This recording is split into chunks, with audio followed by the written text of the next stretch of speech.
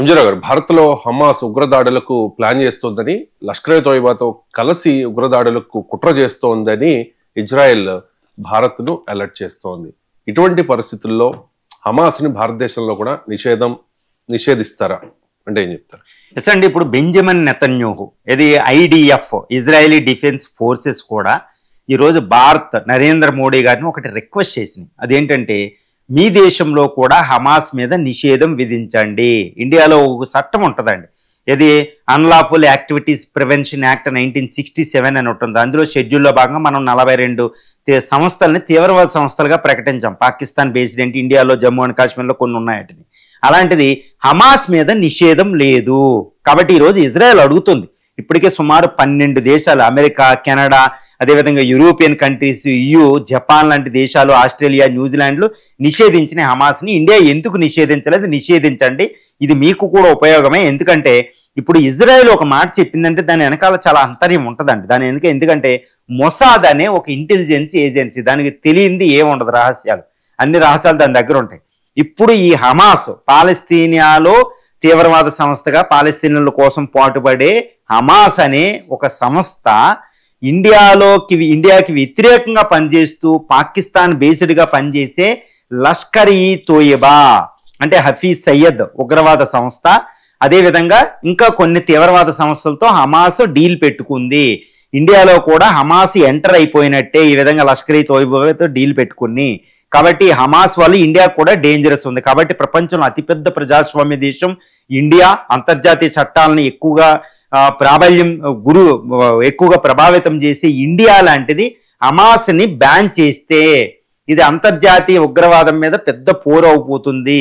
కాబట్టి మీరు మాకు హెల్ప్ చేయండి, మీకు కూడా మంచిదని ఇజ్రాయెల్ రిక్వెస్ట్ చేయడం వెనకాల ఎంతో అంతరార్థం ఉంది. ఒకటి గుర్తుపెట్టుకోవాలి, ఎందుకంటే హమాస్ అనేది చాలా మెటిక్యులస్గా, చాలా జాగ్రత్తగా, ప్రపంచంలో అత్యధిక మిలిటరీ టెక్నాలజీ ఉండి చాలా ఎక్కువ నిఘా ఉన్న ఇజ్రాయెల్ని చాలా సీక్రెట్గా అక్టోబర్ 7, 2023 అటాక్ చేయడం జరిగింది. 1200 మందిని చంపడం జరిగింది, 200-300 మందిని కిడ్నాప్ చేయడం జరిగింది. గుర్తుపెట్టుకోవాలి, హమాస్ పాలస్తీనా, ఇప్పుడు ఇజ్రాయెల్ పాలస్తీనా వారు జరుగుతున్న గాజా యుద్ధం అనేది చెప్పే దాంట్లో.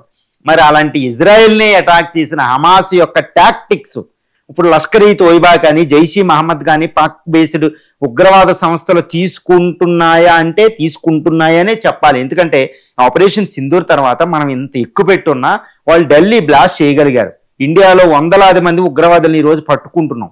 ఎంతో డేంజర్ ఉంది. ఇక్కడ డాక్టర్లు వైట్ కాలర్స్నే టెర్రరిస్టులుగా మారుస్తున్నాడు. ఎంతో ఉగ్రవాదాన్ని ప్రమోట్ చేస్తున్నారు, ఉమెన్ ఉగ్రవాదాన్ని ప్రమోట్ చేస్తున్నారు, డిజిటల్ టెర్రరిజం కోర్సులే ఆపరేట్ చేస్తున్నారు. కాబట్టి చాలా చాలా డేంజర్. కాబట్టి ఇప్పుడు ఇజ్రాయెల్ చెప్పిన ఏది హమాసు లష్కర్ ఈ తోయిబా లింక్ అనేది ఇది నిజమా లేదా వాస్తవం చూడాలి. అది నిజమైతే హమాస్ను కూడా మనం పూర్తిగా నిషేధించాల్సిన అవసరం ఇక్కడ ఉంది. కానీ ఇండియా ఎందుకు నిషేధించలేదు హమాస్ని? మోడీ ప్రభుత్వం ఎందుకు నిషేధించలేదు? ఈరోజు ఇజ్రాయెల్కి అంతా మనం సపోర్ట్ చేస్తున్నా, ఇజ్రాయెల్ మనం అంతా సపోర్ట్ చేస్తున్నా, ఇజ్రాయెల్ శత్రువుని హమాస్ విషయంలో మనం ఎందుకు ఉపేక్షించారు మోడీ గారు అంటే ఇక్కడ ఒక విషయం చెప్పాలండి. అదేంటంటే హమాస్ అనేది పాలస్తీనా పీపుల్. మన ఇండియన్ ఫారిన్ పాలసీలో పాలస్తీనానికి మనం పూర్తిగా సపోర్ట్ చేస్తున్నాం. ఈరోజు మోడీ ప్రభుత్వం ఇజ్రాయెల్కి ఎంత సపోర్ట్ చేసినా పాలస్తీనాకి దూరమైనట్టు కాదండి. మన ట్రెడిషనల్గా ముస్లిం దేశాలకు మనం సపోర్ట్ ఉంటాం. 57 ముస్లిం దేశాలతో మనకు అద్భుతమైన సంబంధాలు ఉన్నాయి. సౌదీ అరేబియాతో, UAEతో మనకి డిఫెన్స్ డీల్స్ ఉన్నాయి, వ్యూహాత్మక సంబంధాలు ఉన్నాయి. కాబట్టి ముస్లిం దేశాలతో కూడా మన సంబంధాలు ఇంపార్టెంట్. ఆ దేశాలు కోరుకుంటుంది పాలస్తీనా. కాబట్టి పాలస్తీనా స్టేట్హుడ్గా మనం సపోర్ట్ చేస్తున్నాం. దానికి రిప్రజెంటేటివ్ అయిన హమాస్ని నిషేధిస్తే ఇది రాంగ్ సిగ్నల్ వెళ్తుంది. అందుకనే హమాస్ని ఉగ్రవాద సంస్థగా మనం ప్రకటించలేదు. కాబట్టి మోడీ ఒక బ్యాలెన్సింగ్ యాక్ట్ అంటారు చూడండి, మన సార్వభౌమత్వానికి సంబంధించి మనకు కావాల్సిన ఇంట్రెస్ట్, మన డిసిషన్ మనం తీసుకుంటున్నాం.